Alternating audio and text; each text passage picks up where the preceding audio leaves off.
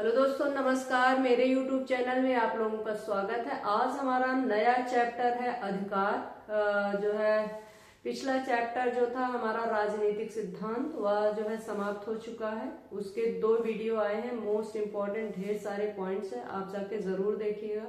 कोई भी एग्जाम आप राजनीति विज्ञान से दे रहे हैं तो राजनीतिक सिद्धांत जो है मैंने पढ़ाया, विधिवत पढ़ाया, उसमें बहुत सारे मोस्ट इम्पॉर्टेंट पॉइंट्स है जो एग्जाम की दृष्टि से बहुत महत्वपूर्ण है। एक बार आप देखेंगे तो आपको क्लियर हो जाएगा। तो चलिए हम लोग आज अधिकार जो है पढ़ने का प्रयास करते हैं, अधिकार को समझने का प्रयास करते हैं जहां से क्वेश्चन पूछा जाता है। तो चलिए स्टार्ट करते हैं, देखते हैं अधिकार। आज हमारा टॉपिक क्या है? अधिकार। ठीक है, चलिए। अधिकार लोकतंत्र की, अधिकार क्या है? हाँ, अधिकार हमारे देश में कौन सी शासन प्रणाली चल रही है? लोकतंत्र की शासन प्रणाली। हमारे देश में कौन सी व्यवस्था चल रही है? लोकतंत्र शासन व्यवस्था या लोकतंत्र शासन प्रणाली। भारत देश, हम लोग किस शासन प्रणाली में निवास कर रहे हैं? लोकतांत्रिक शासन प्रणाली में निवास कर रहे हैं, जहां लोकतंत्र शासन प्रणाली की सबसे बड़ी विशेषता क्या है? जनता का शासन। यहाँ जो है जनता सबसे मजबूत मानी जाती है। जनता जो है सत्ता का परिवर्तन करती है, सब कुछ जो है जनता के हाथ में है। तो हम लोग किस शासन प्रणाली में निवास कर रहे हैं? लोकतांत्रिक शासन प्रणाली में निवास कर रहे हैं। तो लोकतांत्रिक शासन प्रणाली से और अधिकार से जो है बहुत तगड़ा संबंध है। लोकतांत्रिक शासन प्रणाली और अधिकार से क्या है? बहुत तगड़ा संबंध है। अगर आप लोकतांत्रिक शासन या लोकतंत्र को छोड़ देंगे अधिकार को पढ़ते हुए तो वह सब चीजें जो है समझ में नहीं आएगी। तो अधिकार क्या है? लोकतंत्र की मूल मान्यता है। अधिकार क्या है? लोकतंत्र की मूल मान्यता है। ध्यान से समझिएगा। मैं जो है, जो हमारी लाइन होती है, जो हमारा पॉइंट्स होता है, वह बहुत महत्वपूर्ण होता है। उसमें कई क्वेश्चन जो है अगर आप ध्यान से पढ़ेंगे, टॉपिक तो छोटा होता है लेकिन आप जब पढ़ेंगे तो वह पूरे किताब की व्याख्या ही होती है। अगर एग्जाम में पूछा जाएगा तो आप गलत नहीं करेंगे, क्योंकि जो पॉइंट्स हम देते हैं लगभग वही पॉइंट्स है जो डाले जाएंगे। लेकिन आपको हर पॉइंट्स जो है हर पॉइंट आपको समझना पड़ेगा। उसमें जितने शब्द दिए गए उस शब्द पर आपको ध्यान देना पड़ेगा, तभी जो है चीजें क्लियर होंगी। तो इसमें क्या कर रहा है? अधिकार, ध्यान शब्द समझिएगा, अधिकार शब्द पर ध्यान दीजिएगा। अधिकार लोकतंत्र की मूल मान्यता है। अधिकार जो है लोकतंत्र की मूल मान्यता है। भारत देश जो है एक लोकतांत्रिक शासन प्रणाली है। भारत देश में जो है एक लोकतांत्रिक शासन प्रणाली है, और लोकतांत्रिक शासन या लोकतंत्र की जो मूल व्यवस्था है, मूल मान्यता है, वह क्या है? अधिकार है। क्या है? अधिकार है। आप लोग समझ गए होंगे। और यह परंपरागत दृष्टिकोण से संबंधित है। किस दृष्टिकोण से संबंधित है? परंपरागत दृष्टिकोण से संबंधित है। किस दृष्टिकोण से संबंधित है? परंपरागत दृष्टिकोण से संबंधित है। कौन परंपरागत दृष्टिकोण से संबंधित है? अधिकार जो है परंपरागत दृष्टिकोण से संबंधित है। आगे बढ़ते हैं हम लोग। अधिकार जो है आत्म विकास के दावे हैं। अधिकार आत्म विकास के दावे हैं।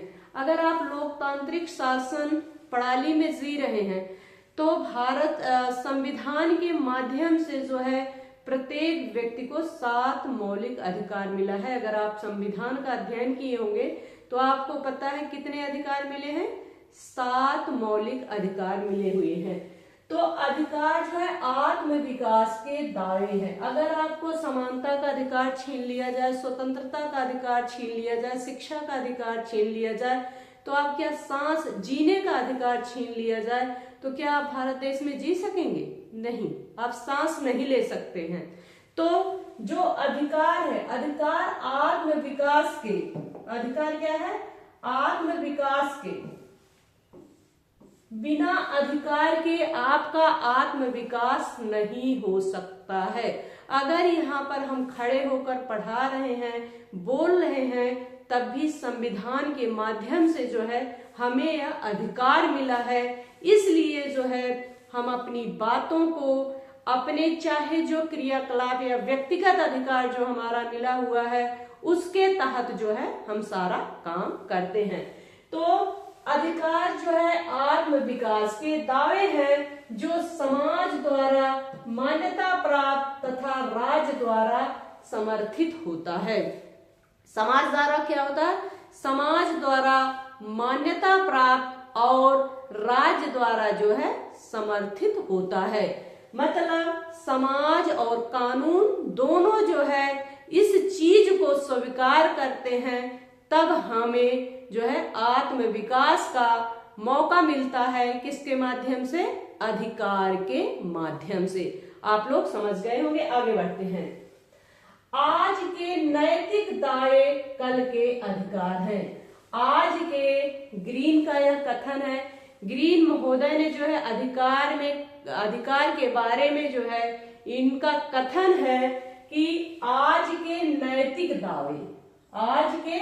नैतिक दावे कल के अधिकार है। पहले तो पूछा जाता है यह कथन किसका है? पहले क्या पूछा जाता है? पहले तो पूछा जाता है आज के नैतिक दावे कल के अधिकार हैं। यह परिभाषा या यह कथन किसका है?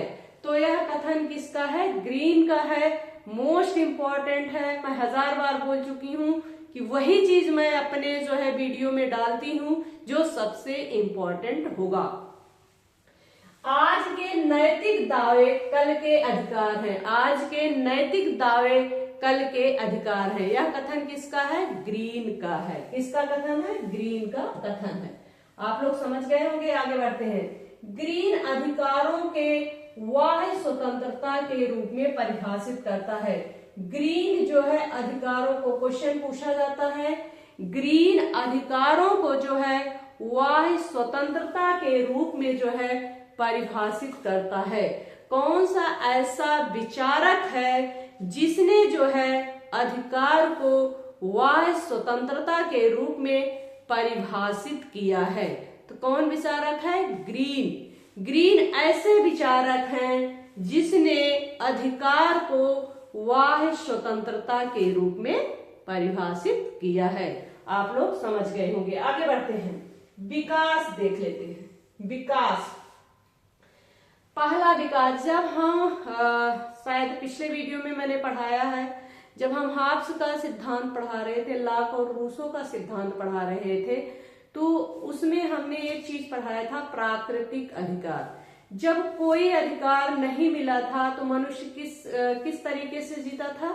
प्रकृति, नेचर के अकॉर्डिंग, प्राकृतिक अधिकार के अनुसार जो है वह अपना जीवन व्यतीत करता था। तो अधिकार का जब विकास हुआ, अधिकार का जब पहले अधिकार का विकास होता है तो पहला अधिकार कौन सा माना जाएगा? प्राकृतिक अधिकार। अगर क्वेश्चन पूछा गया कि पहले किस किस अधिकार का विकास हुआ, तो पहले कौन सा अधिकार आता है? पहले प्राकृतिक अधिकार आएगा। इसके बाद दूसरा कौन सा अधिकार आता है? नैतिक अधिकार। पहले प्राकृतिक अधिकार, फिर नैतिक अधिकार, फिर इसके बाद तीसरे नंबर पर आता है नागरिक अधिकार। तीसरे नंबर पे किस अधिकार का विकास होता है? नागरिक अधिकार का विकास होता है। चौथे पर जो है राजनीतिक अधिकार का विकास होता है। इसके बाद जो है सामाजिक अधिकार का विकास होता है, फिर सांस्कृतिक अधिकार का विकास होता है, फिर पर्यावरणीय अधिकार का विकास होता है। कहा जाता है कि आवश्यकता जो है आविष्कार की जननी है। मनुष्य जब प्राकृतिक अधिकार में जी रहा था, धीरे धीरे उसकी आवश्यकताएं बढ़ी और उसका विवेक बढ़ा, तो धीरे धीरे जो है वह समाज में सुधार करने लगा। जब वह समाज में सुधार करने लगा तो जैसे कोई भी चीज आती है, जैसे प्राकृतिक अवस्था मान लीजिए, प्राकृतिक अवस्था की एक अवस्था होती है संक्रमणकालीन अवस्था।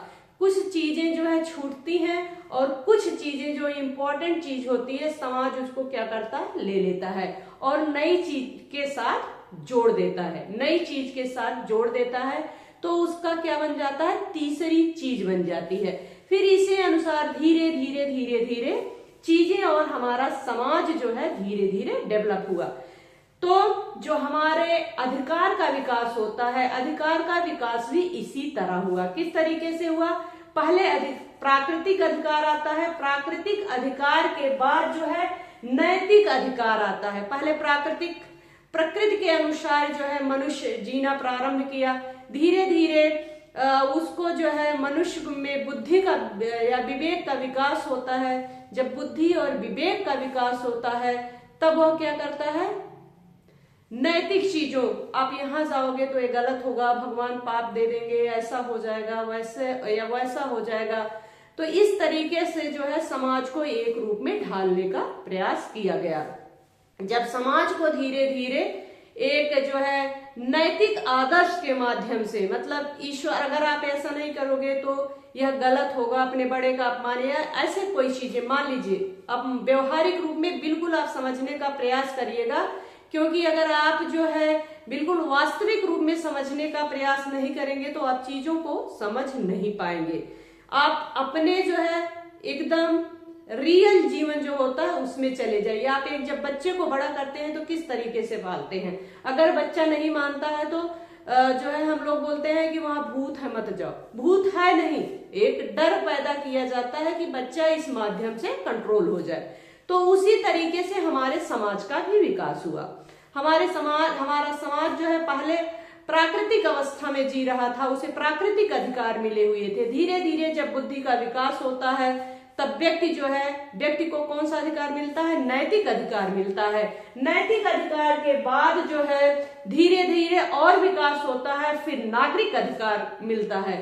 फिर जब धीरे धीरे और समाज का विकास होता है तो उसको कौन सा अधिकार मिलता है, राजनीतिक अधिकार मिलता है।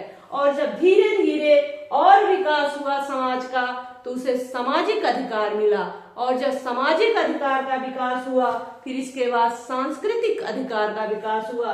सांस्कृतिक विकास के बाद आप देखते होंगे आज के समय में पर्यावरणीय विकास पर सबसे ज्यादा जोर दिया जा रहा है। तो लास्ट क्या होगा, पर्यावरणीय अधिकार। आप लोग समझ गए होंगे, आप अपने दिमाग में शुरू से लेकर लास्ट जीवन तक देख लीजिएगा, क्लियर हो जाएगा। यह क्वेश्चन गलत नहीं होगा, क्योंकि यह क्वेश्चन मिलाने को आता है, यह सीरियल पूछा जाता है, कौन सा अधिकार कैसे कैसे समाज में आया। आप लोगों को क्लियर हो गया होगा। चलिए आगे बढ़ते हैं हम लोग। अधिकारों का वर्गीकरण। विकास तो आप लोग समझ गए होंगे, विकास आप लोग समझ गए होंगे। पहले प्राकृतिक अवस्था, फिर नैतिक अवस्था आती है। नैतिक अवस्था के बाद कौन सा आता है, नागरिक अधिकार आता है। नागरिक अधिकार के बाद राजनीतिक अधिकार आता है। राजनीतिक अधिकार के बाद कौन सा अधिकार आता है, राजनीतिक अधिकार के बाद आता है जो है सामाजिक अधिकार आता है। सामाजिक अधिकार के बाद सांस्कृतिक अधिकार का विकास होता है। सांस्कृतिक अधिकार के बाद पर्यावरणीय अधिकार का विकास हुआ। ठीक है, आप लोग यहाँ तक समझ गए होंगे। चलिए अधिकारों का वर्गीकरण देख लेते हैं। अधिकारों को जो है 4 भागों में विभाजित किया जा सकता है। अधिकारों को 4 भागों में विभाजित किया जा सकता है। मैंने बहुत सीरियल से चीजों को जो है रखा है और आप लोगों को समझाने का प्रयास कर रही हूँ, क्योंकि बहुत ज्यादा अगर हम जो है यहाँ पर चीजों को उलझा देंगे तो आप लोग उलझ जाएंगे। इसलिए क्वेश्चन जहां से पूछा जाता है उस पॉइंट को हम लोग समझते हुए चलते हैं। ठीक है, पहले अधिकारों का वर्गीकरण देख लेते हैं। अधिकारों को जो है 4 भागों में बांटा जाता है। कितने भागों में, 4 भागों में बांटा जाता है। देखिए सबका जो है पढ़ाने का अपना तरीका होता है, सब लोग अपने तरीके से पढ़ाते हैं। बुक तो वही है, बुक में कुछ अलग नहीं है। कोई भी अधिकार पढ़ाएगा तो यही सब चीजें होती है, लेकिन एक होता है कि आपका पढ़ाने का तरीका क्या है, आप किन चीजों को अपने जो है पॉइंट्स में, मेन पॉइंट्स में रखने का प्रयास करते हैं। तो मेरा पढ़ाने का तरीका है कि मोस्ट पॉइंट्स को पकड़ा जाए। ठीक है, तो अधिकारों का वर्गीकरण, अधिकारों को जो है हम 4 भागों में विभाजित कर सकते हैं। पहला अधिकार जो है नकारात्मक अधिकार, सकारात्मक अधिकार। बारी बारी से हम नकारात्मक अधिकार, सकारात्मक अधिकार, सारे अधिकारों को समझने का प्रयास करेंगे। ठीक है, पहला क्या आएगा? पहले नाम याद कर लीजिए कि आप लोगों को नाम याद हो। पहला अधिकार क्या आएगा? नकारात्मक अधिकार। दूसरा अधिकार कौन सा आएगा? सकारात्मक। नकारात्मक अधिकार, सकारात्मक अधिकार पहले पॉइंट्स में। दूसरा पॉइंट्स में आएगा मौलिक अधिकार, संवैधानिक अधिकार, कानूनी अधिकार।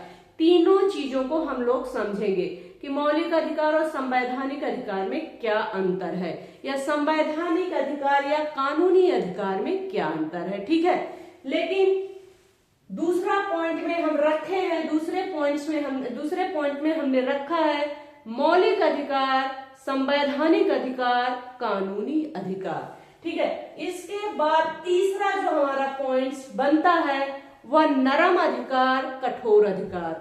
नरम अधिकार, कठोर अधिकार। ठीक है, इसके बाद चौथा जो हमें मिलता है, चौथा नागरिक अधिकार, मानवीय अधिकार।